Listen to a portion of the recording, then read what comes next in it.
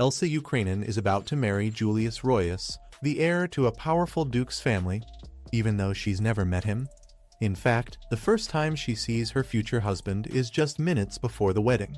To her surprise, he's ridiculously handsome, making this arranged marriage feel a little less terrifying. Elsa comes from a once noble family that has long since fallen into poverty. These days, their meals are usually nothing more than bread and vegetables, but they make the best of what they have. She lives a quiet life with her kind parents, Lucas and Sophia, and her younger brother, James, who never misses a chance to complain that dinner is too small. Despite their struggles, Elsa treasures her family and is happy as long as they're together. Still, winter is approaching, and Elsa knows happiness alone won't keep everyone warm or fed.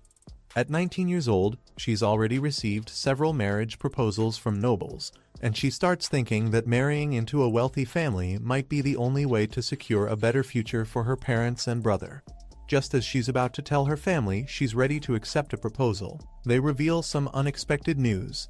Julius Royas, the heir to a duchy, has personally sent a marriage proposal asking for her hand. The only problem is, Elsa has absolutely no idea who Julius is. Her brother explains that Julius is famous for serving as Prince Alexis's right-hand man in the Kingdom of Ralt, the kingdom their family serves under. Since Elsa's family lost most of its status generations ago, they never attend noble gatherings, so she's never crossed paths with high-ranking nobles. James immediately smells something fishy. Why would such an important man want to marry a girl he's never even met? To him, it has to be some kind of hidden scheme. Elsa, however, has a much simpler way of looking at it.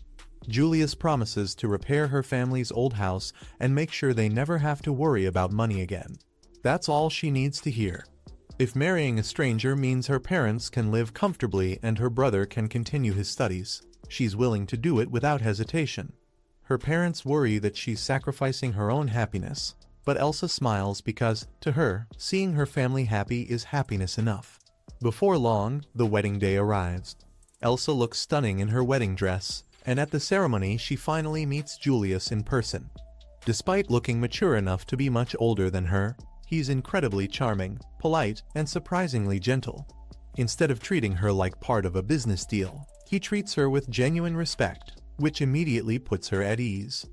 The wedding is far more beautiful than Elsa ever imagined.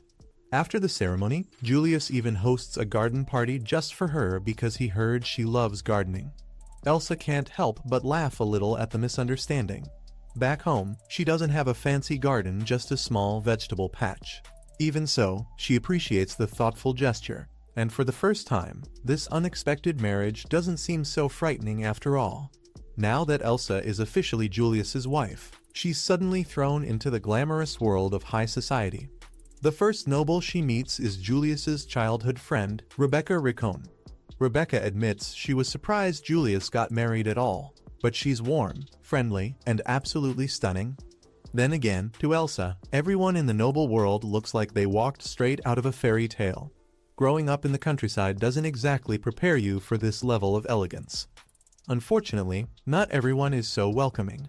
The next noble, Serafina Pernilla, takes one look at Elsa and immediately insults her, saying she looks even more like a country girl than she expected. Before Serafina can say anything else, Elsa's parents arrive, overjoyed to see their daughter enjoying such a beautiful wedding. They warmly thank Julius for giving Elsa a day she'll never forget, and the awkward moment quickly comes to an end. After the celebrations, Elsa finally arrives at her new home, a massive mansion filled with more servants than she can count. Everything is completely different from the tiny house she grew up in, and she can't help wondering if she'll ever get used to living like this. The servants are all polite and welcoming, making her feel surprisingly comfortable. At least until Julius leads her upstairs. Since it's their wedding night, Elsa naturally assumes this is where married life officially begins. Instead, Julius suddenly drops the kind husband act. In a calm but emotionless voice, he tells her he has no intention of loving her. Their marriage is nothing more than a contract. All he expects is for her to behave like a proper duchess, stay out of his personal affairs, smile whenever they're in public, and avoid doing anything that could damage his reputation. Other than that, she's free to do whatever she wants. Julius points out that Elsa also accepted the marriage for practical reasons. She wanted to save her struggling family, so he assumes she'll understand. What he doesn't expect is her reaction. Instead of getting upset, Elsa smiles, agrees with everything he said, and even offers him a handshake like they're closing a business deal. As far as she's concerned, that's exactly what they're doing. Honestly, Elsa couldn't be happier with the arrangement. She now has a beautiful room, delicious meals every day, people taking care of her, and the peace of mind that her family will never struggle again. Whether her husband loves her or not barely matters. Compared to worrying about freezing through winter or going hungry, this feels like winning the lottery. Later that night, Elsa unpacks the few belongings she brought from home. She never had much to begin with, but among her things is a precious music box, the wedding gift from her parents. They hoped she would one day listen to its melody with the person she truly loved. Touched by their feelings, Elsa promises to treasure it forever, knowing it's the most valuable gift her family could possibly give her. Meanwhile, Julius can't stop thinking about her unexpected response. She reacted nothing like he imagined, leaving him more confused than ever. It turns out Julius didn't choose Elsa on his own. The one who ordered the marriage was Prince Alexis. There's a very good reason for that. Even though Elsa grew up in poverty, she carries the blood of an ancient royal family. Long ago, the Ukrainian kingdom was a powerful nation that rebelled against the kingdom of Ralt. The rebellion failed, their kingdom was destroyed, and the royal family fell from grace. Over the generations, they were reduced to ordinary nobles with shrinking lands, but their royal bloodline never disappeared. Because Elsa is descended from both the former Ukrainian royals and the Ralt royal family, she could become a valuable target for anyone hoping to claim power through marriage. Prince Alexis wants to prevent that from happening, so he asks his most trusted aide, Julius, to marry her and keep her out of the hands of anyone with dangerous ambitions. Julius accepts without hesitation, simply because it was a direct order from the prince.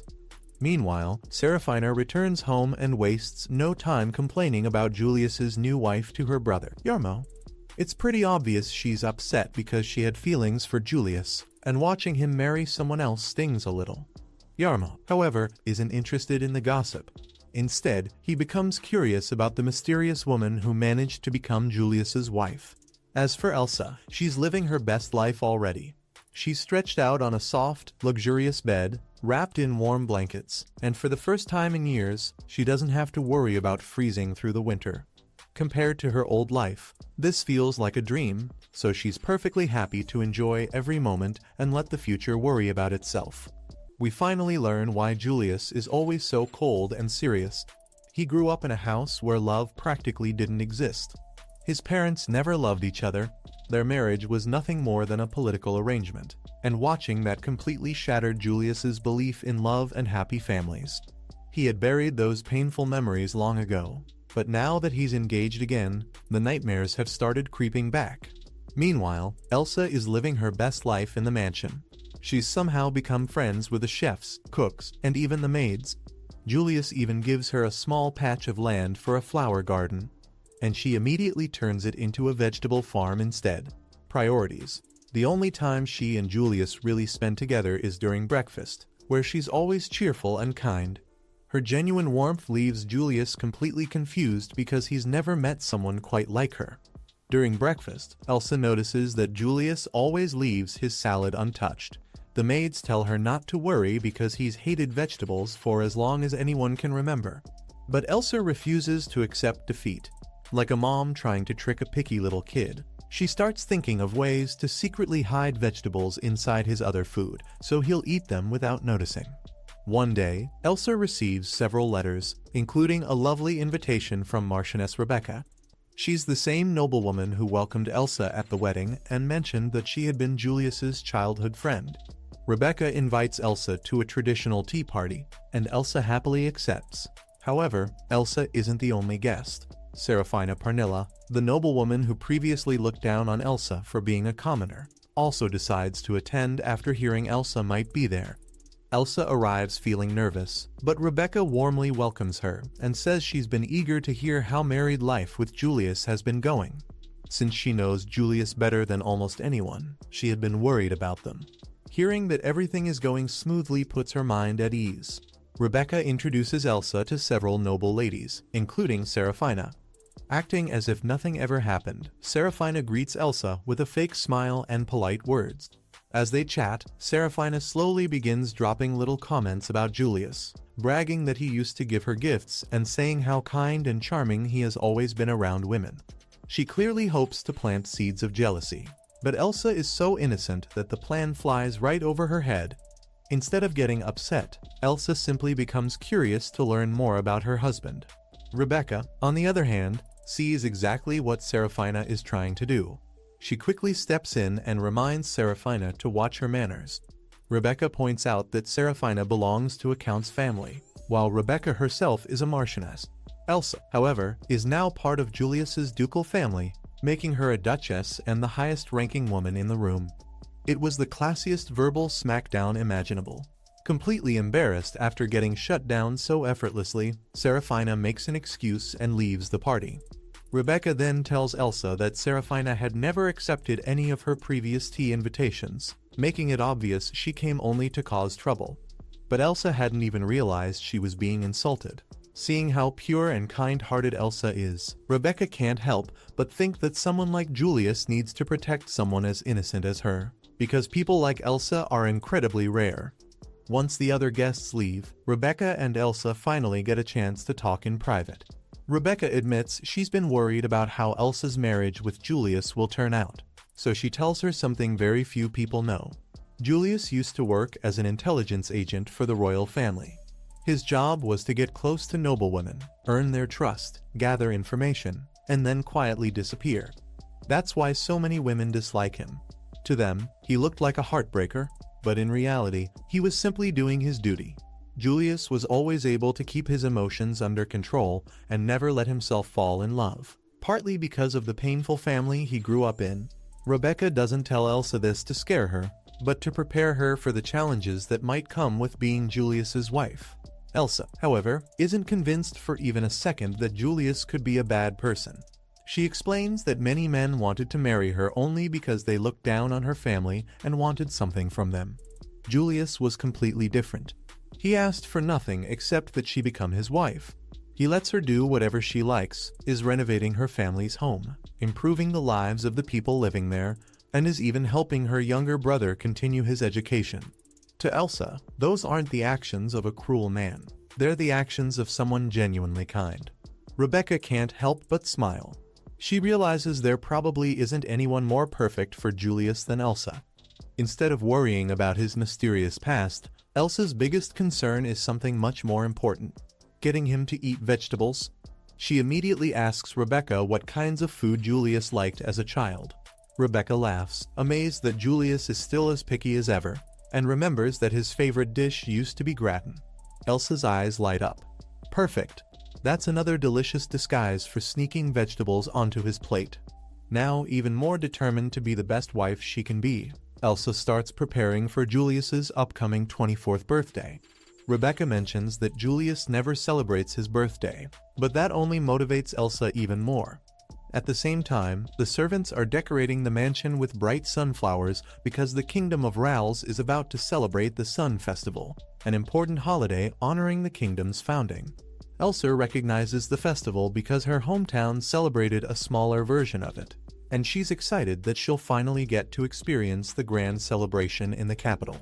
Elsewhere, Prince Alexis meets with Julius and the captain of the royal guards to discuss security for the upcoming festival. This year's celebration will need tighter protection because they suspect Count Pernilla Seraphina's father is planning something suspicious. Even the son of Count Yarmo has been making questionable moves. Alexis knows he's made plenty of political enemies, but he's confident that Julius and his security chief will keep him safe. Of course, Alexis can't resist asking about Julius's married life. Hearing that everything is going well brings him genuine relief. After all, Alexis was the one who repeatedly assigned Julius those undercover missions involving noblewomen, fully aware of how emotionally draining they were. Still, one thought keeps echoing in Julius's mind after their conversation. The prince confidently tells him that he and Elsa will make a wonderful couple. That evening, Julius returns home expecting the usual routine. Every morning Elsa sends him off with a smile, and every evening she's waiting to welcome him back. But this time, something feels different. The mansion is unusually quiet, the lights are dim, and only the butlers greet him at the entrance. When Julius walks into the dining room, he's met with a beautiful surprise. Elsa has secretly prepared a birthday celebration just for the two of them. She even made him a handmade shirt decorated with elegant details that perfectly match his style. Julius is completely speechless. Meanwhile, Elsa nervously worries that she may have crossed a line. Their marriage began as an agreement, and she fears he might think she's becoming too involved. But instead of being upset, Julius is genuinely touched. Hearing Elsa warmly call him "my husband," while wishing him a happy 24th birthday melts a piece of the icy wall around his heart. At this rate, that frozen heart doesn't stand much of a chance. It's finally the day of the Sun Festival, the celebration that marks the founding of the Kingdom of Ralt. The whole kingdom is buzzing with excitement, and Elsa is especially happy because she rarely gets the chance to leave the palace. The only downside is that every noble in the kingdom shows up, meaning she has to spend hours smiling, greeting people, and pretending she's not completely exhausted. By the time she gets home, she's more than ready to relax. Not long after, Elsa's younger brother, James, comes to visit. He's been worried about her ever since she married into the royal family. As they chat, he realizes she and Julius don't actually spend much time together. He also asks if the nobles are treating her well, since people from powerful families aren't exactly famous for being kind, especially to someone who grew up poor. Elsa reassures him that everyone has been nice to her and happily tells him about her daily life. Meanwhile, James reveals he's studying law and justice, so he jokingly tells her that if anyone ever bullies her, she should collect evidence and report everything to him. At this point, he's less of a brother and more of a one-man legal defense team. Since the festival is still going on, James suggests they go enjoy it together. Technically, Elsa isn't supposed to leave the palace for safety reasons, but James is so polite and trustworthy that even the maids decide to let them go. Seraphina spots Elsa walking away with a mysterious man. Later, Seraphina finds Julius and invites him to a party her father is hosting that evening. Julius politely compliments her and greets her like the perfect gentleman. But it's all part of Prince Alexis's mission to secretly investigate Seraphina's family. Then Seraphina casually mentions that Elsa left the palace with another man. The moment Julius hears that, something inside him immediately snaps. Suddenly, that party doesn't seem very important anymore, so he turns Seraphina down on the spot, leaving her standing there looking completely disappointed. Before rushing off, Julius accidentally drops one of the twin charms Elsa had given him as a gift. Seraphina quietly picks it up, and while it seems like a small detail now, it's definitely going to matter later. Julius frantically asks the maids where Elsa went. As soon as they tell him she's at the festival, he doesn't waste another second. He runs straight there and starts searching everywhere. Even he can't understand why he's acting like this. After all, he was the one who made it crystal clear that their marriage was only for political convenience. So why is he suddenly panicking? Then he finally spots Elsa, happily walking beside another man. Jealousy hits him like a truck. Without thinking, he marches over and demands to know who the guy is. Elsa, completely confused, calmly introduces the mystery man as her younger brother, James. The moment Julius hears that, every bit of tension instantly disappears. Realizing he just got jealous of his wife's little brother, he's so embarrassed he practically wants the ground to swallow him whole. Elsa apologizes for leaving without telling him first. James quickly notices what's really going on. Seeing how worried Julius was, he realizes the prince genuinely cares about his sister. Deciding he's become the world's biggest third wheel, James quietly makes an excuse and leaves the two of them alone. And just like that, what started as a misunderstanding turns into a proper date. Julius buys Elsa a candy apple. They stroll through the festival together, try delicious food, watch the performances, and simply enjoy each other's company. Julius can't stop smiling as he watches Elsa happily hum little tunes while she walks beside him. It's such a small habit, but somehow it's his favorite thing in the world. Elsa is just as happy because she never imagined she'd get to spend such a wonderful evening enjoying the festival with her husband. After returning to the palace, Julius can't stop thinking about the wonderful time he and Elsa shared at the festival. Meanwhile, Elsa absent-mindedly brushes her hair while listening to her favorite music box. But then disaster strikes. She accidentally knocks it off the table, and it crashes onto the floor, shattering into pieces. This isn't just any music box, it was one of the precious keepsakes Elsa inherited from her parents. At the same time, Julius realizes he has also lost one of the matching charms Elsa gave him. Feeling guilty, he spends the entire day searching the palace, hoping he'll find it somewhere. Prince Alexis quietly watches all of this unfold, along with the palace maids, who are still hopelessly crushing on Julius. Married or not, the prince clearly hasn't lost his fan club. Julius wants to tell Elsa that he lost her gift, but he has no idea how she'll react. He keeps looking for the right moment, but before he can confess, Elsa arrives looking unusually sad. For a second, Julius thinks she somehow found out about the missing charm. Instead, she shows him her broken music box and asks if there's anywhere it can be repaired. Julius lets out a silent sigh of relief. The missing charm can wait. For now. He immediately takes Elsa to a repair shop, hoping for good news. Unfortunately, the craftsman explains that the music box was made in the Kingdom of Liberum, not Ralt, so they don't have the special parts needed to fix it. Elsa's face instantly falls, and seeing her so disappointed breaks Julius's heart too. Wanting to cheer her up, Julius buys her some sweet waffles before asking if he can borrow the music box for a while. He doesn't explain why, but Elsa trusts him enough to hand it over. Julius then brings the music box to Prince Alexis. The prince instantly recognizes its design and explains that it was crafted in the Kingdom of Liberum, where he once studied. If anyone can repair it, it would be the craftsman there. Julius admits that fixing the music box isn't just a favor. He wants it to become a proper gift for Elsa, especially because he still feels guilty about losing the matching charm she gave him.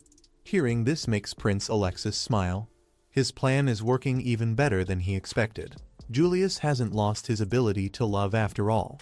Alexis then gives Julius one final piece of advice. Yes, he ordered Julius to marry Elsa. But he never said it had to be a loveless marriage. There's nothing stopping him from genuinely loving his wife and enjoying the life they share together. With that encouragement, Julius immediately travels to the Kingdom of Liberum to have the music box repaired. Meanwhile, Elsa keeps working in her little garden, but she can't stop worrying. She wonders if she made a mistake by giving Julius the music box. Even though it was broken, it was still one of the last precious memories she had of her parents. Maybe she should have told him she wanted to keep it just the way it was. Then Julius finally returns, carrying a surprise. He proudly hands Elsa her music box, now perfectly repaired. The moment she opens it, the familiar melody fills the air once again. Julius finally realizes where Elsa's adorable little humming habit came from. She had been unconsciously humming the tune from this music box all along. But that's not the only surprise. Julius also gives her a beautiful floral hairpin decorated with the same flowers and patterns as the music box. Since both items came from the Kingdom of Liberum, they match perfectly. Elsa is overwhelmed with happiness. Even more importantly, she gets to share the music from the precious keepsake with Julius. Her parents had once told her that this melody was meant to be listened to with the person she truly loved, making the moment even more special. After spending a little time together, Julius heads back to work, leaving Elsa standing there with rosy cheeks and a smile she can't hide.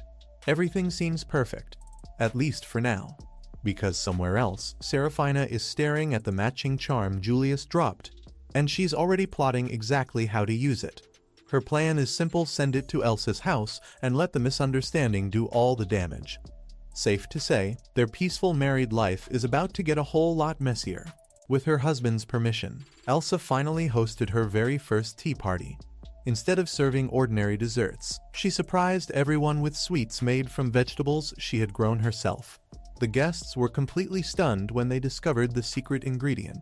Rebecca happily took another bite, unable to believe vegetables could taste this good.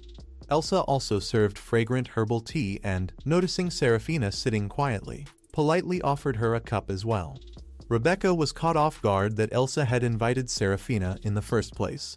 Elsa warmly complimented Serafina's appearance, while Serafina noticed Elsa's lovely hair accessory. Elsa cheerfully explained that it was a gift from Julius and even mentioned how he had traveled all the way to Liberum just to repair her precious music box. Serafina forced a smile and remarked that Julius had always been generous with women, saying he had given her beautiful gifts too. Still, she admitted he was also very thoughtful towards his wife. Serafina clearly hoped to make Elsa jealous, but poor Elsa completely missed the hint. Instead, she innocently offered to show her the repaired music box. That was definitely not the reaction Serafina was hoping for, so she quickly declined. After the tea party, Rebecca cautiously asked whether Serafina had said anything strange. Elsa simply replied that Serafina had complimented her hair clip. She also happily shared that she had given Julius a shirt and a pair of cufflinks for his birthday. Just as Rebecca was leaving, Serafina walked over and handed Elsa one of those cufflinks. She claimed Julius had accidentally left it behind while the two of them were alone together. It was an obvious attempt to stir up trouble. That evening, Julius was still searching for the missing cufflink. After looking for it for nearly 2 weeks, he decided it was finally time to tell Elsa the truth. However, the moment he arrived home, he completely forgot what he wanted to say because Elsa looked absolutely stunning. His brain practically stopped working. Both of them started talking at the same time, but Julius let Elsa speak first. She calmly handed him the missing cufflink and explained that Serafina had returned it during the tea party. Julius immediately realized he must have dropped it after speaking with Serafina at the Sun Festival.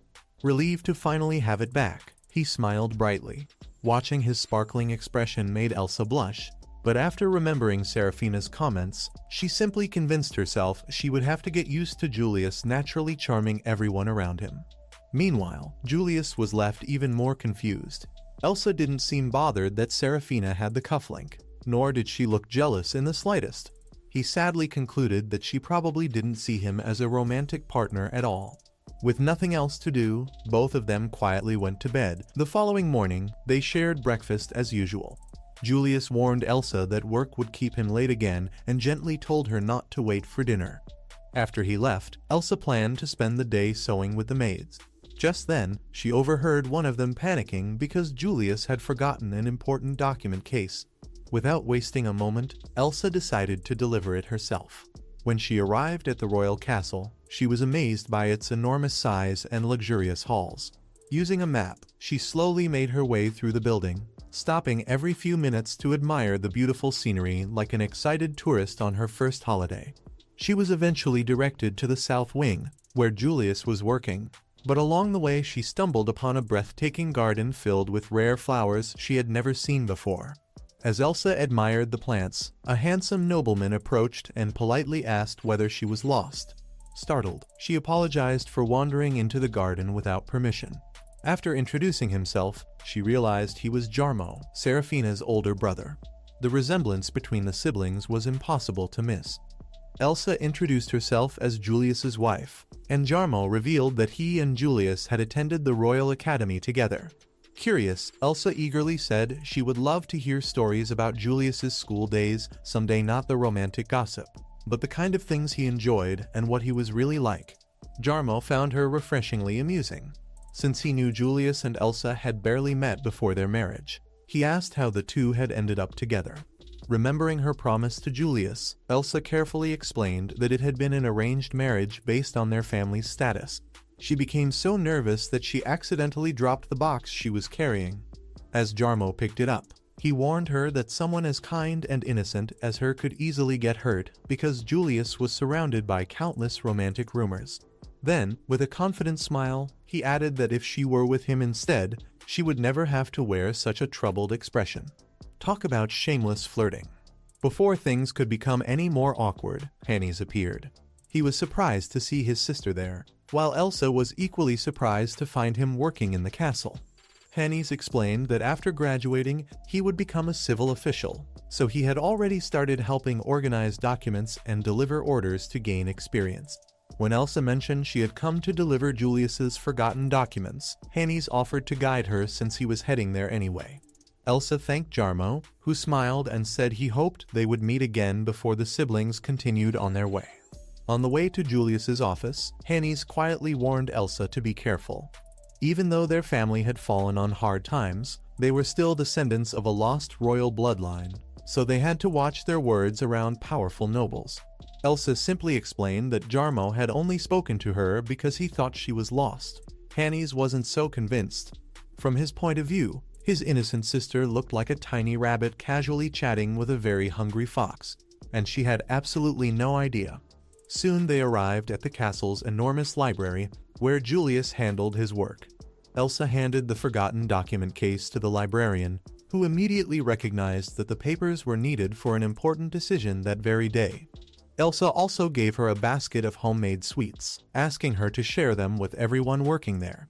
When the librarian learned she was Julius's wife, she couldn't help comparing Elsa's warm, genuine smile with the many arrogant ladies who usually came looking for Julius. Since his meeting was almost over, she kindly offered Elsa the chance to wait and greet him. Not wanting to interrupt his work, Elsa decided she would simply talk to him over dinner instead. Of course, fate had other plans. Just as she turned to leave, she accidentally bumped straight into Julius himself. She explained that she had come to deliver the documents he had forgotten. At that moment, Alexis and Jerry also arrived and were delighted to finally meet Elsa. Alexis couldn't help thinking the married couple looked ridiculously adorable together. Elsa happily mentioned that she had also brought homemade carrot cakes and hoped even the crown prince would enjoy one. As the staff eagerly praised how delicious they were, Julius quickly told everyone to leave a few slices for him before they disappeared. Elsa politely excused herself to head home, but Julius instinctively reached out to stop her. Unfortunately, he froze, unable to think of a single thing to say. Seeing his hopeless attempt at romance, Alexis jumped in and suggested Julius take a short break and enjoy some tea with his wife somewhere quiet. Elsa smiled and revealed she had already given Julius some carrot cake earlier that morning. She had secretly hidden it among the breakfast scones because she noticed he seemed distracted and wanted to make sure he ate more vegetables. She even adjusted the recipe to remove the strong carrot smell, making it much easier for him to enjoy. Julius realized she had quietly been paying attention to all his likes and dislikes this entire time. After taking a bite, he admitted it was delicious, making Elsa beam with happiness. Watching her smile, Julius couldn't help wondering how she had slipped so naturally into his life without him even noticing. Just as the sweet moment was beginning, Julius opened the door and caught Alexis, Jerry, and Hannes shamelessly eavesdropping outside. Busted. After chasing away the world's nosiest audience, Julius sincerely thanked Elsa for bringing his forgotten documents. On the way home, Elsa suddenly realized she had completely forgotten to mention meeting Jarmo. Unfortunately, someone else hadn't forgotten. From an upstairs window, Jarmo quietly watched her leave with a mysterious smile. A few days later, Julius stands in front of his wardrobe, completely overthinking what to wear. He tries to pick something that matches Elsa's elegant but simple style. He doesn't want to dress too flashy, but he also doesn't want to look like he got ready in 5 minutes. After all, this is their first real date. He invited Elsa out to thank her for bringing those important documents to the palace. When he asked where she wanted to go, she admitted she didn't know the capital very well. As for her hobbies, she shyly said she enjoys gardening, sewing, and other household chores, adding that she had never really stopped to think about what she truly liked.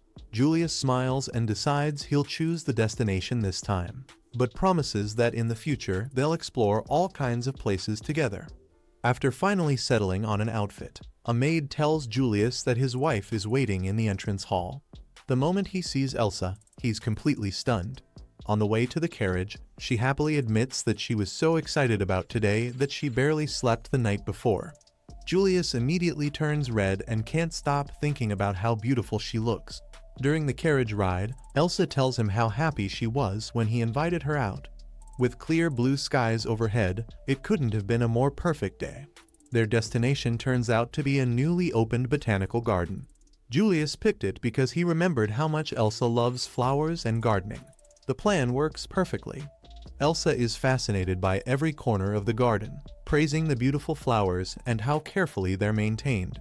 They eventually reach a section filled with colorful flowers imported from southern countries, and Elsa sincerely thanks Julius for bringing her somewhere so wonderful. Throughout the entire visit, she keeps calling him "my husband," and to Julius' surprise, he doesn't mind it one bit. Things take a hilarious turn when they enter the carnivorous plant section. Julius isn't bothered by the plants at all. It's the insects buzzing around that have him ready to surrender. He awkwardly dodges them, but one stubborn bug flies straight toward him. Before he can panic any further, Elsa calmly steps in and saves him. She gently tells him not to worry and promises she'll deal with any insects that dare bother him again. To make things even funnier, she even knows the names of several bugs, leaving Julius both impressed and slightly embarrassed. After escaping the insect battlefield, they stop near a fountain. Elsa mentions that she grew up in the countryside, so she'd never visited a place like this before. Soon she notices a familiar-looking plant and remembers an old man from her village who used to gather edible wild plants. He also taught everyone how to recognize poisonous ones. She explains that one method is to gently rub the plant on your wrist or elbow and wait about 15 minutes to see if a rash or swelling appears. Julius chuckles, telling her she's a genuinely fascinating person. The unexpected compliment instantly makes Elsa blush, and an awkward but sweet silence settles between them. Gathering his courage, Julius decides it's finally time to be honest. He reminds Elsa that they once agreed their marriage was only for convenience, but before he can confess that his feelings have changed, his perfect romantic moment gets completely ruined. Germo suddenly appears out of nowhere and greets them with perfect timing. Or rather, the worst timing imaginable. Julius is surprised to learn that Elsa already knows Germo. She compliments the beautiful garden, saying it's obvious someone has been taking great care of it. Julius asks why Germo is there, and he explains that his family funds the botanical garden, so he regularly visits to inspect it. He then asks Julius if Seraphina's invitation to the grand opening party ever reached him. Julius admits he's been buried in work and instructed his staff to reject every non-essential invitation, so he never even saw it. Hearing this, Elsa quietly realizes Julius has been working late almost every day lately, and she can't help wondering if he's pushing himself so hard because of her. Germo says he understands before returning to his duties, leaving the couple to continue their walk. Watching them from a distance, he reflects that Julius has always seemed like the perfect noble who never lets his emotions show. But after seeing his flustered reactions around Elsa, he's beginning to think the prince might actually be human after all. Once they're alone again, Julius asks Elsa where she met Germo. She apologizes for forgetting to mention it earlier and explains that they met when she first visited the castle. Germo was the one who introduced himself. Julius accepts the explanation, though his earlier reaction probably made it look like Elsa had accidentally wandered into some noble family drama. Worried she may have done something wrong, Elsa remembers her brother's advice about being careful around important people. She nervously asks if she behaved respectfully and whether she caused Julius any trouble, admitting that she still has a lot to learn about high society. Julius can't help but think back to the days before he met Elsa. Whenever he escorted noble ladies, everything always went smoothly. But now, every time he spends time with Elsa, something unexpected happens. As if the universe wants to prove his point, the skies suddenly open up, and a heavy downpour sends them running for the nearest shelter. Once they're out of the rain, Julius reassures Elsa that she didn't cause him any trouble. He explains that Harma was in the same class as him at school, but they were never close friends. That's why he was surprised when Harma suddenly approached her. Hearing that immediately puts Elsa's mind at ease. Meanwhile, Julius can't shake a growing suspicion. The Pernilla family has close ties to the faction opposing the monarchy, and in just 5 years, Count Pernilla has gained an unbelievable amount of power. Julius finds the source of that wealth suspicious, and Harma's sudden interest in Elsa only makes him even more curious. He quietly starts wondering what Harma's real intentions are. Seeing Julius lost in thought, Elsa changes the subject. She thanks him for today's outing and tells him she had an amazing time. Even though they're both completely soaked, she smiles and says she actually loves the rain because listening to it always makes her feel peaceful. Julius closes his eyes to enjoy the sound as well, but concentrating is impossible when Elsa is standing right beside him. In a quiet voice, he admits that he's truly happy she's his wife. Unfortunately, the rain decides to be the world's biggest third wheel and drowns out his confession before Elsa can hear a single word. A moment later, Elsa sneezes. Without hesitation, Julius drapes his coat over her shoulders so she won't catch a cold. Since the rain shows no signs of stopping anytime soon, they have only one option left to make a mad dash for the carriage and hope for the best. When they finally return home, the servants discover that Julius has passed out in the carriage. Elsa explains that he looked exhausted and fell asleep almost immediately. A maid reveals that Julius barely slept for days just so he could make time for their date. When they fail to wake him, they realize he's burning with a fever. A doctor is called and diagnoses him with a bad cold, ordering plenty of rest and medicine. While unconscious, Julius relives a painful childhood memory. After a horse riding competition, he and his mother spot his father happily spending time with another woman. Furious, she drags young Julius away as heavy rain begins to fall, calling what was once a perfect day a terrible one. Then the memory shifts, and Julius hears Elsa's gentle voice saying she loves the sound of the rain. He wakes up to find her faithfully sitting beside his bed. Elsa explains that he collapsed on the way home from the botanical garden and caught a cold, while she stayed healthy thanks to the coat he gave her. As she's about to get him some water, Julius quietly asks her to stay by his side a little longer, making Elsa smile with happiness.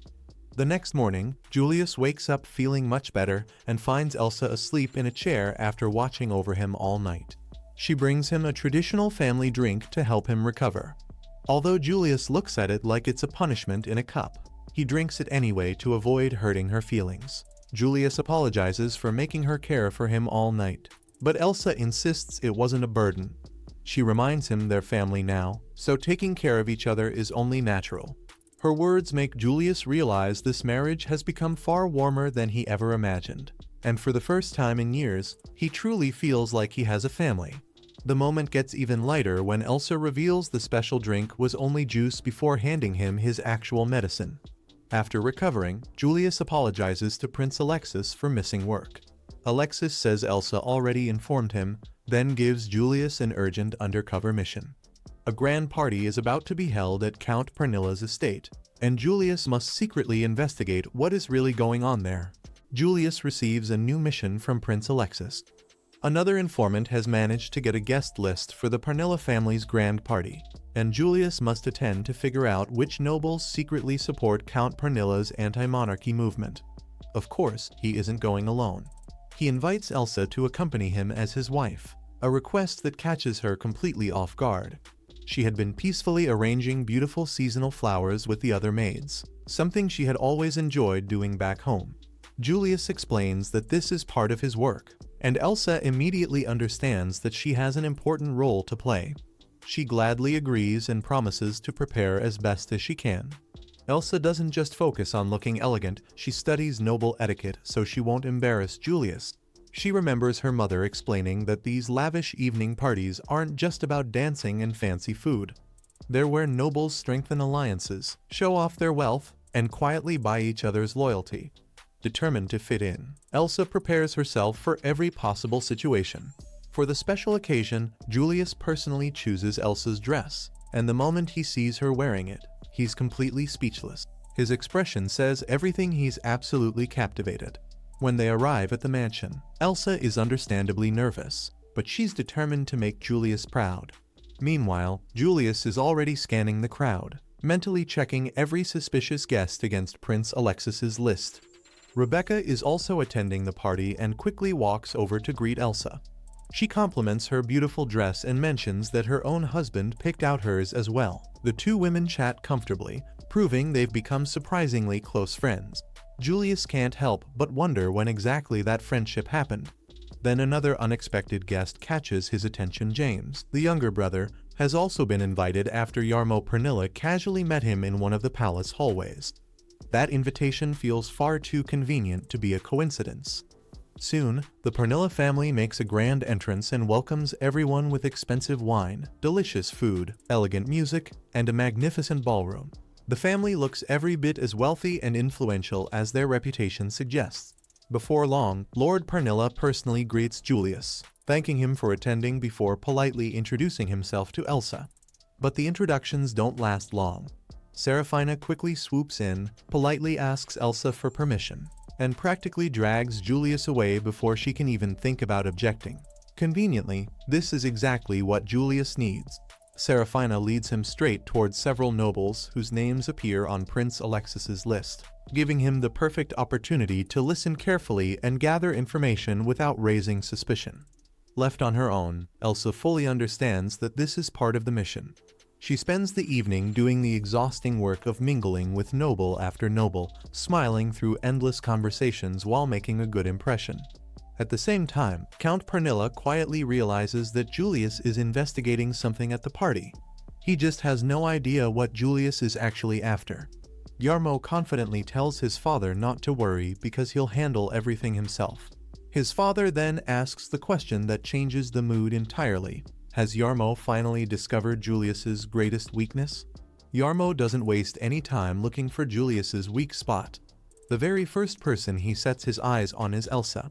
After spending what feels like an eternity smiling, greeting nobles, and making polite conversation, Elsa is completely drained. She grabs a non-alcoholic drink and steps outside for some fresh air. From the balcony, she notices Julius and Seraphina chatting together. They look surprisingly comfortable around each other, and unfortunately, a pair of gossip-loving noblewomen notice the same thing. They begin whispering that Julius and Seraphina make a much better couple, and that Julius only married Elsa out of obligation. According to their rumors, Elsa came from a once noble family that had fallen into ruin, and Julius simply paid her family a fortune to arrange the marriage. Thankfully, Rebecca arrives just in time and shuts them down with a sharp remark, pointing out that their gossip is loud enough for everyone to hear. Embarrassed, the women quickly disappear before they can dig themselves into an even deeper hole. Rebecca reassures Elsa not to listen to such nonsense, but Elsa quietly admits that parts of those rumors aren't entirely false. Sensing Elsa's mood, Rebecca offers to grab some food to cheer her up, leaving Elsa alone for just a moment. Unfortunately, that turns out to be the worst possible decision. Elsa can't stop replaying the gossip in her mind, and seeing Julius beside Seraphina has stirred feelings she doesn't fully understand. Her heart aches, though she hasn't realized yet that it's because she's fallen deeply in love with Julius. As if things couldn't get any worse, a drunken nobleman wanders over and mistakes Elsa for a servant. Acting far too confidently, he starts pestering her with rude questions and clearly has unpleasant intentions. At the same time, Julius is busy questioning one of the suspicious nobles connected to the anti-monarchy conspiracy. Although Seraphina is thrilled to have Julius all to herself, Julius can't stop thinking about Elsa. She's on his mind the entire time. That's when James rushes over and quietly points out what's happening. Because of noble ranks, James can't step in himself, so Julius immediately excuses himself and rushes away. Seraphina is so caught up in the conversation that she doesn't even notice him leave. The drunken noble becomes even bolder, bragging about his status and demanding to know who Elsa really is. Then Julius arrives like perfect timing in human form and calmly announces that Elsa is his wife. The noble instantly freezes. Picking a fight with Julius is the last thing he wants. Julius casually adds that cheap, low-quality minerals have recently been arriving from the Viscount's lands and that an official investigation is already being planned. Suddenly, the arrogant noble has much bigger problems to worry about than flirting. Once they're alone again, Julius apologizes for not reaching Elsa sooner. Elsa, however, apologizes instead, believing she interrupted Julius's important work and caused an unnecessary scene. Julius immediately dismisses that idea and tells her none of it was her fault. Then, with perfect timing, he finally says something he should have told her hours ago. He tells Elsa that she looks absolutely beautiful in the dress and that he's glad he chose it for her. Just like that, every doubt weighing on Elsa's heart disappears. The mastermind behind the entire incident is revealed to be Jarmo. He intentionally encouraged the drunken Viscount to approach the woman standing alone because he wanted to provoke Julius and observe his reaction. The little experiment works perfectly, and Jarmo now knows exactly how deeply Julius cares about Elsa. After the party ends, Seraphina is left heartbroken. Julius vanished without even saying goodbye, and days pass without a single word from him. Then, out of nowhere, she receives a letter asking her to meet him at the castle. Convinced this is finally the romantic moment she's been waiting for, she dresses in her finest clothes and eagerly arrives. Instead, Julius gets straight to the point. He tells her he's heard the rumors spreading after the party that everyone believes she and Julius belong together and that his marriage to Elsa is nothing more than a political arrangement. Serafina smiles, thinking he's about to confess his feelings. Instead, Julius completely shatters her expectations. He firmly tells her that he will never tolerate anyone disrespecting his wife, and makes it crystal clear that nothing romantic will ever happen between them. The conversation ends with a broken-hearted Serafina, and while her dreams are crushed, one thing becomes obvious. A rejected noblewoman with wounded pride is far more dangerous than one who still has hope. Meanwhile, Jarmo receives a letter from Viscount Helco, the same noble who drunkenly bothered Elsa and later begged Julius for help. Now that the authorities are investigating all of his shady dealings, he's desperate for Jarmo to save him. But Jarmo has no intention of helping. He only used the Viscount because he knew the man would eventually get caught and lose everything. As Jarmo walks through the mansion, he hears loud crashes coming from Serafina's room. Pillows have been ripped apart, feathers are flying everywhere, and the servants are completely helpless. After all, being rejected for the first time in her life has hit the spoiled noblewoman harder than anyone expected. Jarmo calms her down by showering her with compliments, calling her beautiful and angelic. It works. At least a little. Serafina knows she's gorgeous, but she simply can't understand why Julius doesn't love her. Deep down, Jarmo realizes Julius could have kept using Serafina to gather information and secure invitations to noble events. But ever since Elsa entered his life, Julius has changed. He's keeping his distance because he refuses to do anything that could hurt his marriage. Elsewhere, Julius submits a mountain of reports to Prince Alexis, detailing everything they uncovered about Viscount Helco, including his fake mineral scam and other crimes. Impressed by his hard work, Alexis tells Julius he can relax a bit and continue working from the palace. Of course, the prince is also curious about what happened at the party after hearing Julius attended with his wife, Elsa. But Julius dodges the questions like a seasoned professional and quickly changes the subject. While passing through the palace lobby, he runs into Haynes, Elsa's popular older brother, who is surrounded by admiring girls showering him with homemade snacks and gifts. Haynes stops Julius and hands him a birthday present for Elsa, a newly released novel by one of her favorite authors. Even though she rarely shows it, Elsa absolutely loves romance and fantasy stories. That little gift makes Julius realize something embarrassing he never even asked when Elsa's birthday was. Remembering how thoughtfully she celebrated his special day, he decides it's finally his turn to make her feel just as loved. Haynes isn't surprised at all. He knows his sister would never mention her own birthday because she hates being a burden to anyone. Meanwhile, Elsa notices how hard Julius has been working every evening, spending hours buried in documents before dinner. Wanting to help, she quietly brings him a cup of tea. Julius thanks her absent-mindedly before realizing it was Elsa standing beside him. He immediately gives her the birthday gift from Haynes and tells her he wants to spend her special day together, just like she did for him on his birthday. Elsa's face lights up with pure happiness. Ever since she was a child, she dreamed of having a loving relationship like the one her parents shared, and little by little, that dream is finally becoming a reality. Before long, Elsa's birthday arrives. Julius still has to work during the day, but he promises they'll meet later that afternoon. Winter has settled in, snow begins falling across the city. Elsa arrives at a large theater, but Julius is running a little late.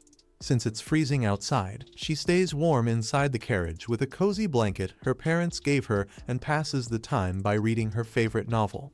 The story is about an arrogant prince who is cursed and transformed into a giant rose. Everyone fears the thorn-covered flower and wants to destroy it. But one kind-hearted girl realizes the rose is only protecting itself while it grows. Her compassion breaks the curse, the prince returns to normal, and the two live happily ever after. It's the classic fantasy romance, but Elsa can't help loving every page. As she reads, she thinks about her parents' loving marriage and smiles, never imagining her own marriage would slowly become just as heartwarming. Just then, Julius finally arrives, slightly out of breath from being late. Instead of making excuses, he hands Elsa her birthday present 2 tickets to a stage play based on the very book she's reading. Talk about perfect timing.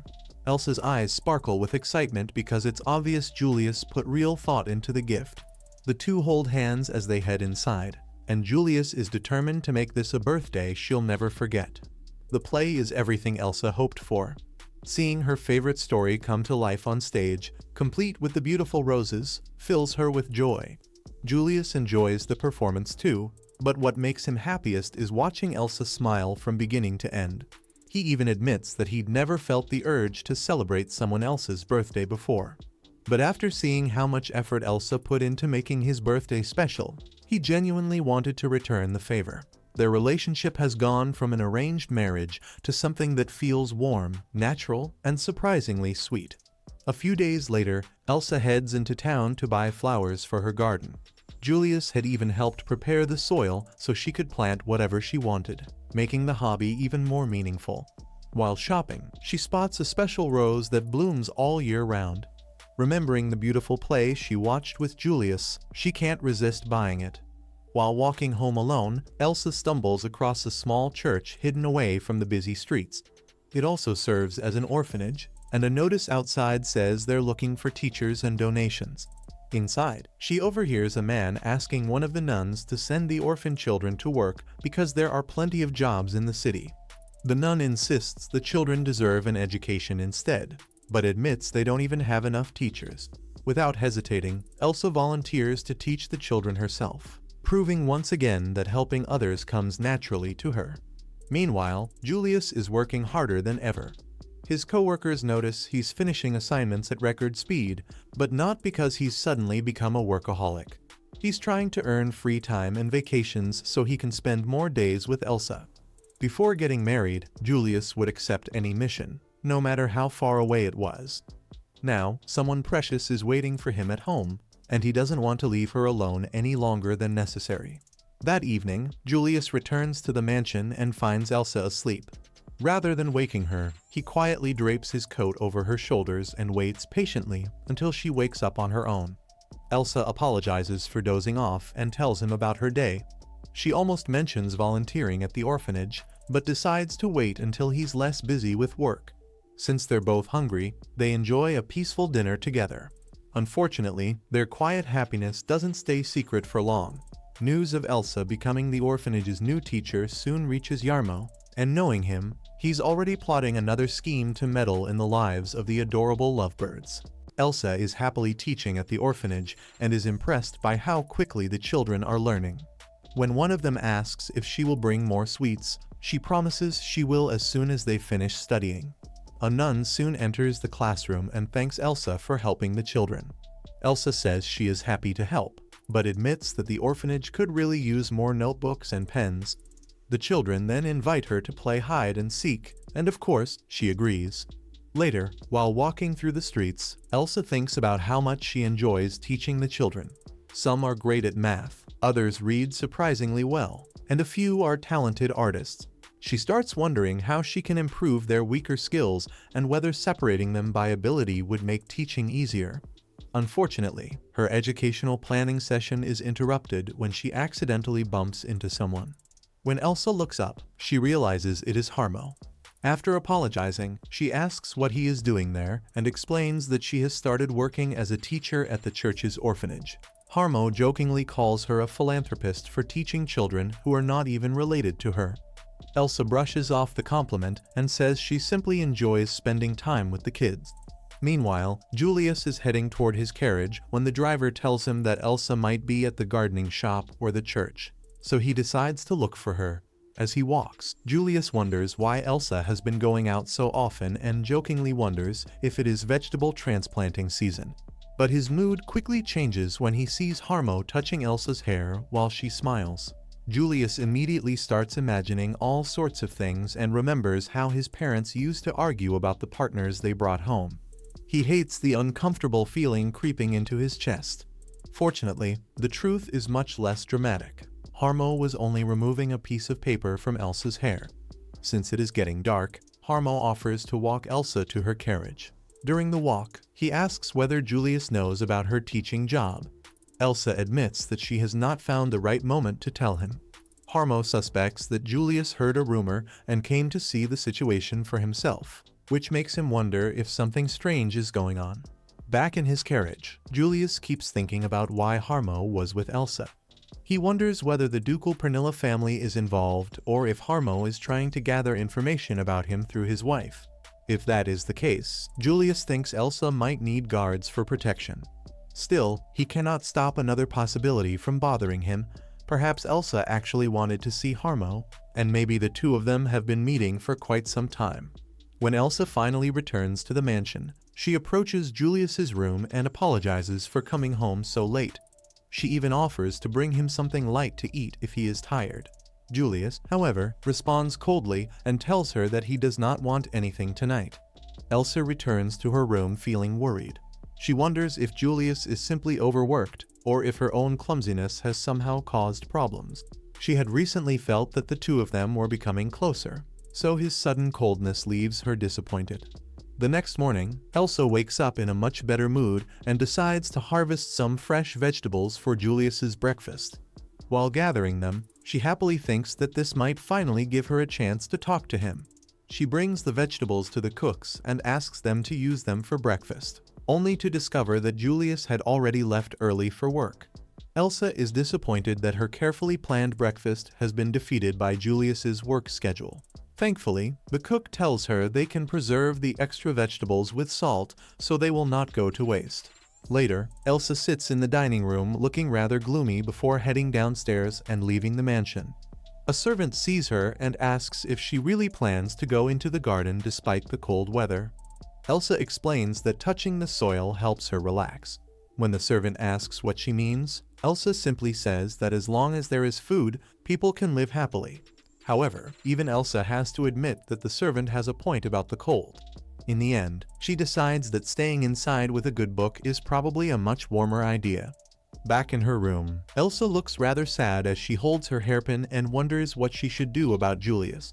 Meanwhile, Julius is at work, but clearly his mind is somewhere else. While walking around, he trips and drops several books. When one of his employees asks if he is okay, Julius tries to get back up and somehow manages to stick his fingers straight into an ink pot. At that point, he decides that taking a break might be a good idea. His employees are confused because he left work early the previous day, so they assumed he had plenty of time to rest. As Julius walks around during his break, he starts thinking about Elsa and Harmo again. He remembers how his parents constantly argued while looking for affection from other people. Eventually, when they stopped fighting, Julius was left alone in their enormous house. Elsa had helped him forget those painful memories for a while, but now he is terrified that she might fall in love with someone else. At first, Julius deliberately kept his distance because their marriage was supposed to be loveless. However, over time, he realized that he had become more dependent on Elsa than he ever expected. A nun from the church soon notices Julius and asks if something is wrong. Julius says he is only taking a short break and asks why she came to the palace. She explains that she came to request a larger budget for the orphanage, but she got completely lost while trying to find the right office. Julius kindly offers to show her the way. As they walk, the nun explains that the orphanage has been struggling for years because they are short on staff and their budget keeps getting smaller. She herself grew up in an orphanage and considers the children her family. She was almost ready to give up until a kind volunteer appeared and offered to teach the children. That is why she decided to come to the palace and ask for more support. Julius promises to make sure her request gets approved and says he is glad they found someone willing to teach the children. The nun then mentions that the volunteer is actually the wife of a ducal family and enjoys growing plants. She became fascinated with the palace garden, which is how she ended up helping the orphanage. Julius suddenly stops walking. After putting the clues together, he asks the obvious question, is the volunteer named Elsa? Meanwhile, Elsa heads toward the church and is surprised to find workers repairing the building. The children happily tell her that they have received new books and pens. Then the nun explains that the owner of the church changed a few days ago and the new owner is Julius. She asks Elsa to give her husband a tour. Inside the church, Julius explains that he investigated the previous owner and discovered that he had been wasting the money provided by the palace. Naturally, that did not end well for him. After receiving punishment, the orphanage was purchased by Julius's ducal family. Elsa takes the opportunity to apologize for not telling Julius about her volunteer work. She explains that since his lands already receive plenty of support and she has everything she needs, she felt it would be unfair to ask for even more. That was why she kept hesitating to tell him. Julius tells her to raise her head and assures her that she has nothing to feel guilty about. As members of a noble family, he says, charity is part of their responsibility, and even if it sounds a little unpleasant, it can also be useful for their political image. Julius then admits that he owes her an apology too. After seeing her talking happily with another man, he became convinced that she might be in love with someone else. He even imagined that she had been secretly leaving the mansion just to meet him. Elsa is completely confused and insists that there is no other man. She asks Julius if he can believe her, and he finally accepts that he was simply overthinking everything. However, Julius still makes one very possessive statement. He takes a strand of Elsa's hair, brings it close to his nose, and tells her that he does not want another man touching her. He says he could never forgive something like that happening again and declares that no one other than him should touch her. Elsa has absolutely no idea how to process that information. Before things can get any more awkward, the children rush into the church and ask Elsa and Julius to play with them. They immediately drag Julius away to join the fun. Elsa watches him and starts wondering why every time Julius touches her, she feels a strange warmth spreading from the exact spot he touched. Her heart races, her face turns bright red, and she suddenly finds it difficult to breathe.